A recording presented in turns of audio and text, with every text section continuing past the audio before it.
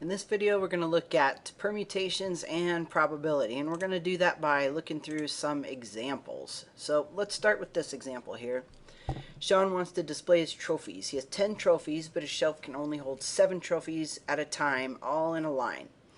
We want to determine the number of ways the trophies can be arranged on the shelf. Determine the number of ways the trophy can be arranged on the shelf using a permutation. And then part B, we're going to do it using the fundamental counting principle. So you know what? I actually want to do part B first. I want to do the fundamental counting principle first because I think it's a little more intuitive and you'll understand what's happening if you haven't done permutations before. So the fundamental counting principle, I have a couple videos on that, so if you haven't seen those, you might want to go read those before you start doing permutations, because permutations are basically just a type of a fundamental counting principle problem. That's how I like to think of them. Every permutation problem you can do as a fundamental counting principle problem. So we have these 7 spots on his shelf. 3, 4, 5, 6, 7. All right, and we've got these 10 trophies sitting over here, right? He's got and they're all different shapes and sizes, all right? They're not all exactly the same. You can distinguish them. So maybe we've got trophy A, B, C, D, E, F, G, H, I, J. So there's our 10 trophies. So for the first spot on the shelf, we have 10 options for this. We could pick any of these trophies to put here. Let's say we pick trophy I to go on my first spot. So I have 10 choices here. Let's say I pick I. All right, so now that I've got I on the shelf, I'm not going to pick that one anymore. So now I have all these trophies to choose from. All right, how many trophies do I have to choose from?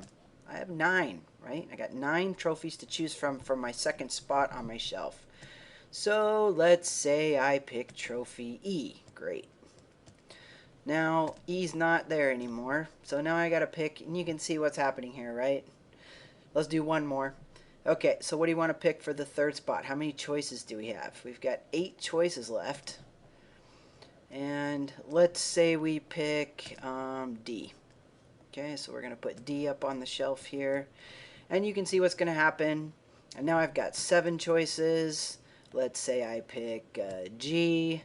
Then I'll have 6 choices. Let's say I pick H. And then I'll have 1, 2, 3, 4, 5 choices left. Let's say I pick trophy A. And then I've got 4 choices left. Let's say I pick trophy J.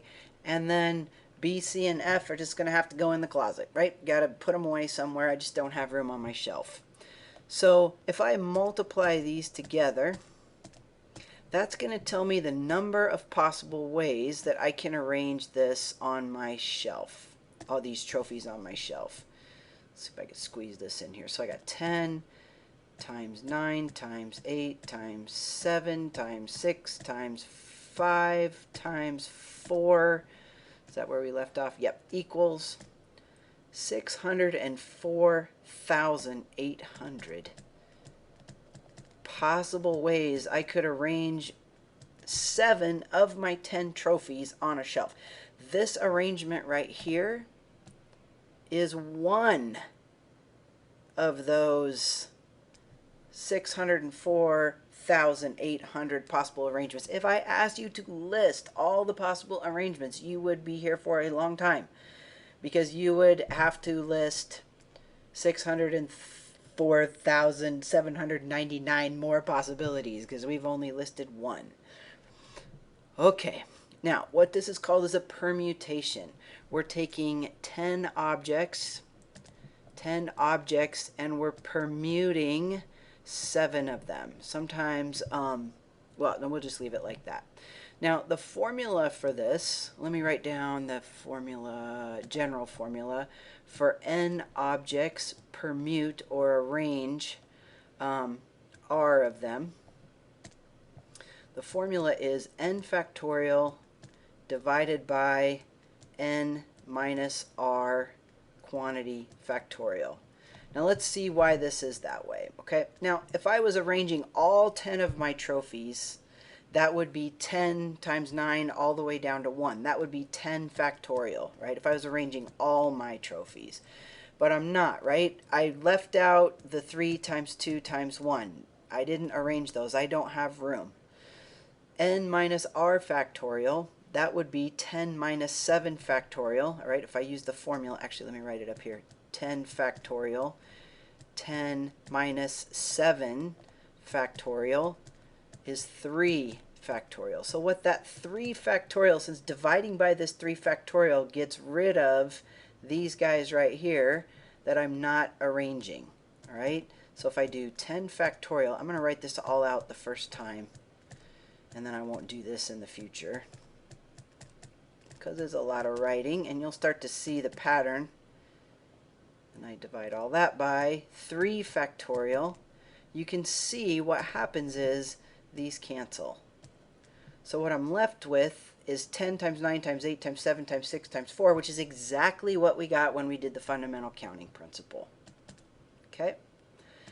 I really like this idea that a permutation is just a type of fundamental counting principle problem. Not all fundamental counting principle problems are permutations, but all permutations can be done with the fundamental counting principle.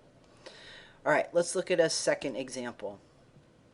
A lock consists of 3 dials. Each dial contains all the letters of the alphabet. How many combinations are possible if each letter can repeat? So it would kind of look like this with 3 dials, although it'd have to be big, huge wheels because all the letters of the alphabet are on each of these wheels. So we've got a first dial, second dial, and a third dial. So for our first dial, if we can repeat letters, we can have whatever letter we want for this first option here. We've got 26 choices. And then the second dial, I could have 26 more choices because all the letters of the alphabet, right? And then the third dial, 26 choices for that. So this is a fundamental counting principle problem. We're not permuting things here because we're able to repeat these letters. So let's see, we've got 26 to the third power is 17,576 possible combinations, of which NDE would be one of the 17,576 possible combinations. How many combinations are possible if no letter can appear more than once? Solve this problem in 2 ways. Well, if we do the fundamental counting principle and we say, okay, I got 26 letters to choose from. Now, if I pick N to be my first letter, I can't pick N to be my second letter, so that only leaves me 25 choices for my second letter. Now if I pick D to be my second letter, I can't pick N or D to be my third letter, so that leaves me 24 possibilities for my third letter. Oops, okay, so 26 times 25 times 24 is 15,600 possible combinations. So less, it would make sense, right? Less than this 17,000 if you're restricting that you can't repeat your letters. So that's one way you could solve it. Another way you could think about this is you have the 26 letters of the alphabet, which I won't write out here, and you're going to arrange 3 of them on a shelf. Remember our trophies a second ago? All right, remember our trophies? This really helps too with these problems if you can relate that they're the same. Here we had 10 trophies and we were picking 7 of them to put on a shelf. Well, here I named these trophies with the letters of the alphabet. So I was just basically creating a combination like a lock if it had 7 dials and I couldn't repeat the letters. Then this could be one combination. So this combination problem is like the trophy problem if we had 26 trophies and we were picking 3 of them to put on the shelf where we were arranging the trophies. The difference between part A and part B, part A, you can have the same letter for your 3 spots. So it's not like the trophy problem because you can't pick the same trophy to be in the 3 spots on your shelf. All right, so hopefully that helps. Okay, so if we think of this as a permutation, we have 26 letters and we're going to permute or arrange 3 of them to get our combination. So remember our formula is 26 factorial, and there's buttons on your calculator for this too if your instructor lets you use your permutation button, over 26 minus 3 factorial. But what I want to show you is you can do these in your head, at least get them set up to put in the calculator a lot more easily than taking 26 times 25 all the way down. What's going to happen here is you're going to go 26 times 25 times 24 times 23, sorry, that took 23 all the way down. And then on the bottom, you're doing 23 times 22 all the way down. So all this is going to cancel. And you're just left with 26 times 25 times 24, which is exactly what we got here. Now, if you have the permutation button on your calculator and you punch it in, you should also get this answer. All right, let's continue with this lock problem. Same lock, dials, right? Okay. Now, let's assume the letters can repeat. How many combinations contain 3 letters that are exactly the same? Well, if they repeat, right? Okay, so let's say I'm going to, make a combination. How many combinations contain 3 letters that are exactly the same? So I could go A. That would be one possibility. It could be B. This is a great strategy. If you're not really sure, just start listing possibilities. Hopefully you can see there's going to be 26 combinations where all 3 letters are exactly the same. If you want to think of this as a fundamental counting principle problem, you could say, well, I have 26 choices for my first letter. And then for my second letter, it has to match my first letter, so I only have one choice. And if I want all these to be the same, that I only have one choice. So 26 times 1 times 1 is 26. So now we're going to take this a step further here, and we're going to talk about probability. This is important. Now, so probability, we're going to have a fraction. Assume the letters can repeat. What's the probability that all 3 letters in the combination are the same? So this isn't permutation now. This capital P is for probability that the 3 letters are the same. Is the number of combinations with the 3 letters the same? We just figured that out. Divided by the total number of combinations. And we already have that number. We can go back and find that. Assuming the letters can repeat. So the total number of combinations where the 3 letters are the same is 26. And the total possible combinations, let's go back here, if they can repeat, is 17,576. And we could try to reduce that, or those are divisible by 2, or turn it into a percent. I don't want to reduce fractions here in this video, but you guys could do that. You could definitely divide by 2. All right, let's keep going. Same deal with the combinations here. Assuming the letters in the combination can only appear once. Okay, so now we're back to this here, this part. Assuming they can only appear once. So 15,600 possibilities. How many different combinations consist of 3 consecutive letters of the alphabet? Interesting. For example, D, E, F, or I, J, K. All right, let's do this with fundamental counting principle first. All right, so how many choices do you have for this first number, this first letter? If you want your lock to consist of 3 different letters, but be consecutive in the alphabet. So I'm doing fundamental counting principle. Oh, this is confusing, isn't it? Because it looks like a lock combination. Let me get rid of this. Okay, so I'm using the fundamental counting principle.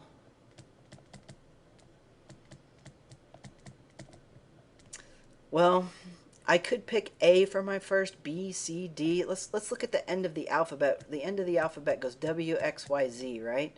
So the very last combination that I could possibly pick that would work would be X, Y, Z. I can't pick Y to be my first letter because then my Z, and I don't have anything for my third letter. So I have 24 possible letters that I could choose for my first letter of my combination. Basically A through X. You could pick anything A through X. 24 letters. Now, once I pick that first letter from my combination, let's say I pick A for my first letter. How many choices do you have for this second letter? You've got one, right? You have to pick B. And then your third letter, you have to pick C. You don't have choices anymore. So this is 24 choices that you have for your combination if they're going to be 3 in a row. The other way to do this would just be to kind of write it out and think about what's happening. A, B, C, I could do B, C, D, I could do D, E, F, and you start kind of figuring, oh, once I get down to X, Y, Z, that's my last one. And there's 24 possibilities. Okay, now let's turn this into a probability question. Assuming the letters can only appear once, what's the probability that the combination consists of 3 consecutive letters? Well, we just figured out there's 24 ways to do that. Now, out of how many ways? So we're assuming that they can only appear once. How many combinations are there that only appear once? That was 15,600, where the letters can only appear once. So that would be my probability. And I would want to reduce that again. That one probably, you could write these as a percent as well. We usually leave them as fractions, but sometimes you'll see them as a percent. That's because we get numbers like this. That's not even 1%, right? So depending on where you wanted to round it, I'd probably leave this as a fraction and reduce it down. All right, I have one more example for you, which deals with desserts. I want to create a layered dessert in a glass. I have chocolate cake, vanilla ice cream, Oreo cookies, coffee ice cream, and smashed Heath bar, whipped cream, and white cake. I have a small glass which will hold 4 layers and large glasses that will hold 5 layers. So it's going to be something like this dessert with layers of stuff. And I'm just going to use each of these layers once. Okay? I'm not going to have white cake, whipped cream, white cake, whipped cream. I'm going to have each layer be a different thing. Like in this picture, it kind of looks like maybe they used bananas twice or something. I'm not going to do that. I want to get as many different types of desserts in here as possible. Use a permutation to determine the number of possible desserts using the small glasses. Assume 2 desserts with the same ingredient but in different order counts as 2 different desserts. Because we're going to eat them in a different order, right? So it'd have like a different experience. This is just the arranging the books on a shelf problem, right? Except now, or arranging the trophies on the shelf. Except now we're just arranging desserts in a glass, right? It's the same thing. So how many different choices do we have here for our dessert? We got 1, 2, 3 Oreo cookies, 4, 5, 6, 7 different layers that we could, or choices we could put as our layer. So we're using the small glass, right? So we only get 4 layers. 1, 2, 3, 4. All right, we've got our 4 layers in our glass. So how many choices do we have for this bottom layer here? We've got 7 choices. So once I pick something now, I'm not going to pick it again. So now I've got 6 choices for this layer, 5 choices, 4 choices. If I'm thinking of a permutation, I've got 7 different desserts, and I'm going to permute 4 of them. So that's 7 factorial over 7 minus 4 factorial, which is 7 to 1 all the way down to 7 minus 4 is 3. So 3 factorial would be like that. Those would cancel. What are we left with? 7 times 6 times 5 times 4, which is what we would get right here. Okay, whatever that number is. Should we figure it out? Let's see, that's 42 times 20 is 840. Use a permutation to determine the number of possible desserts using the large glasses. Assume 2 does the same thing, right? Okay, so now we got the large glasses, so now we can do 5 layers. So 7 permute 5. So 7 factorial over 7 minus 5, which is 2 factorial. So 7 factorial over 2 factorial. We're going to go all the way down to, oops, I forgot the 4. 4 times 3, and then the 2 and the 1 are going to cancel out, right? So basically it's going to be this 840 number times 3. 840 times 3 is 2,520 possible desserts. A couple more variations of my dessert problem, and then we'll be done. How many desserts are possible if in the small glass if the bottom layer is vanilla ice cream and the top layer is Oreo? All right. So I have someone, they're like, I definitely want vanilla on the bottom, ice cream, and I definitely want Oreos on the top. All right, and just surprise me for these middle layers here. Just surprise me. Well, now what are we doing? We're just picking these, right? So how many options do we have? We had, how many? I forgot. 7. We had 7 ingredients to choose from. But now we've chosen 2, so now we only have 5 ingredients to choose from, and we're going to permute 2 of them. So 5 permute 2 is 5 factorial over 5 minus 2, which is 3 factorial. So this is going to be 5 times 4, right? Because the rest of it all cancels out, which is 20. We could also use the fundamental counting principle. All right, they want vanilla on the bottom. That's one choice. Well, I got 5 choices for this layer, 4 choices for this layer, and then they want Oreo on the top, so that's only one choice. 1 times 4 times 5 times 1 is 20. Now, if the layers are chosen at random using the small glasses, what's the probability the dessert will have vanilla ice cream on the bottom and Oreo on the top? So the probability, we get vanilla ice cream on the bottom and Oreo on the top.